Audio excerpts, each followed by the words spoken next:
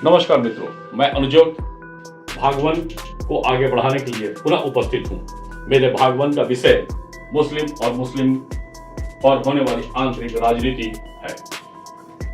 आप सभी जानते हैं, हम भी जानते हैं, सारा देश जानता है, मुस्लिम पर होने वाली राजनीति आजादी के बाद से ही देश में एक गलत दिशा को दिया है, सामाजिक खाई को बढ़ाया है। खाई की लंबाई चौड़ाई लगातार बढ़ी है। इसका खामियाजा देश का हर वर्ग, हर संसाधन झेला है और अंत में वो मुस्लिम परिवार, मुस्लिम समुदाय बदनाम हुआ है। इससे उस स्वार्थी राजनीति को, परिवारवाद राजनीति को कोई फर्क नहीं पड़ा है, लेकिन देश को बहुत बड़ा फर्क पड़ा है। मेरे इस चैनल को लाइक, सब्सक्राइब और शेयर करते रहें ताकि लगातार जानकारियां आप सभी को मिल सके। मेरा उद्देश्य देश के अंदर पनपी हुई मुस्लिम को लेकर गंदी राजनीति से उस राजनीति को कम कराने की है। हिंदू बुद्धिजीवियों, मुस्लिम बुद्धिजीवियों से अनुरोध होगा कि वे इस सामाजिक खाई के लंबाई चौड़ाई को कम करवाने का प्रयास करें और सच सबके सामने रखें। मैं जल्दी से अपने भाग 2 के मुद्दों पर आता हूं। जैसा हम सभी जानते हैं, वर्तमान में भारत के अंदर निवास करने वाली 99% मुस्लिम आबादी का जड़ सनातनी था।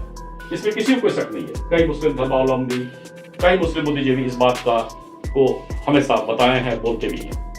सभी के पूर्वज सनातनी संस्कृति के थे या श्री विष्णु जी के 9वें अवतार महात्मा बुद्ध जी के अनुयायी थे। पैगंबर साहब ने 600 से 700 ईस्वी के आसपास जिस मुसलमान ईमान धर्म का स्थापना किया, उसी मुसलमान ईमान धर्म से कुछ लोग अरब देश से शासक बन वर्तमान के अफगानिस्तान इलाके में प्रवेश किए। ये अफगानिस्तान का इलाका पूर्व में अखंड भारत का एक महत्वपूर्ण हिस्सा हुआ करता था और यह माना जाता है कि अफगानिस्तान से इस्लाम धर्म का प्रवेश अखंड भारत में हुआ। आश्चर्यजनक तरीके से इस्लामिक शासकों ने पैगंबर साहब और पवित्र कुरान के विपरीत कार्य किया। इसमें किसी भी इतिहासकार को कोई शक नहीं है। सभी ने क्रूरता के इतिहास को बखूबी लिखा है।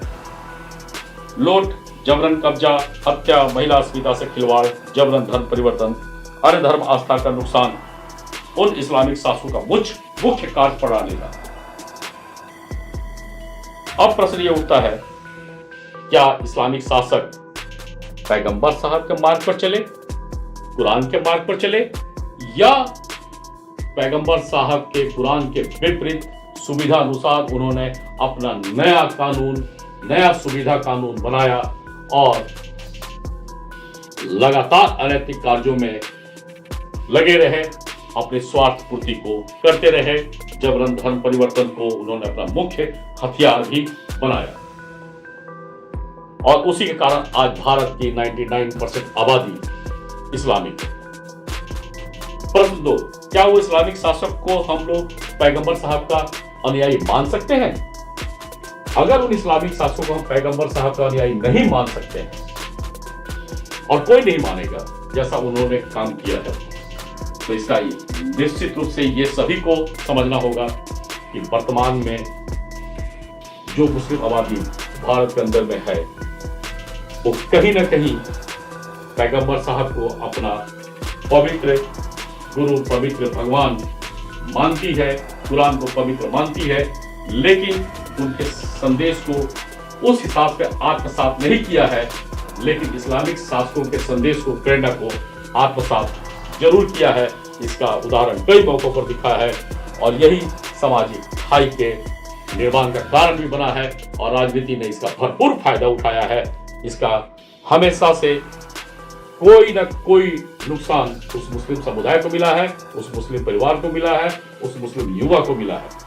देश निर्माण में लगातार बाधा आई है, आपसी सौहार्द में लगातार बाधा आई है। मेरा उद्देश्य आप सभी से है कि आप सभी इस तथ्य को आत्ममंथन से समझें और देश निर्माण में भागीदारी अपनी सुनिश्चित करें, सही मार्ग को अपनाएं, गलत मार्ग को आप अपने दिल से, दिमाग से दूर करें, तभी राजनीति आपका इस्तेमाल भी बंद कर देगी। शिक्षा और व्यवस्था सभी के लिए महत्वपूर्ण हो जाएगा, बराबर हो जाएगा और एक अच्छा सामाजिक माहौल बन पाएगा। भाग 2 में बस इतना ही, भाग 3 में पुनः मिलते हैं। धन्यवाद।